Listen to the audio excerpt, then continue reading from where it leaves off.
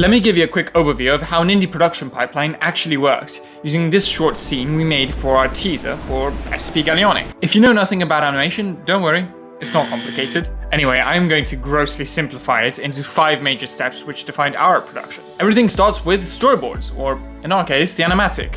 The whole point of this stage is not to make a pretty picture, not to make a nice animation, but to get your ideas down and see if they're as good as you originally thought them out to be. Which, spoiler alert, they are often not. So keep your stuff rough. Like, for reference, this was the animatic for this.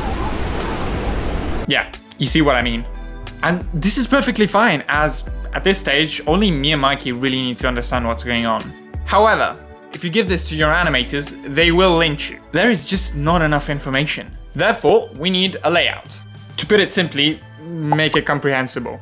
There are 3 main things that must be precisely indicated in a layout: the camera position and angle, character placement, and the perspective. Keep the last one in mind. We then finally get to animation, which is a very big umbrella term. All you need to know for now is that the layout, along with a very neatly organized PDF containing all the instructions for that cut, are sent to the various animators, who then draw each cell and give life to the scene. It is way more complicated and interesting than this, so I am for sure going to talk about it in another video soonish, so stick around. But okay, we went through the storyboard, layouts, and animation.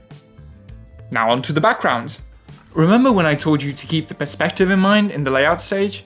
Yeah, turns out to actually be important. You see, as the animators are slaving away, we send that very same layout to the background artists, who are going to base their entire work on that very same layout. It is very important for those elements to stay consistent with the layout, as if, per se, an animator works on one perspective and the background artists on another, it'll look janky as hell. But hopefully everything has gone smoothly so far, and now is the time to slap everything together. For that, we'll need compositing. Compositing, or as I like to call it, black magic, is a final step in the production and can make or break a scene. We take the background and animation, put them together, color correct them till they fit, add some additional VFX, plus some camera motion, and boom!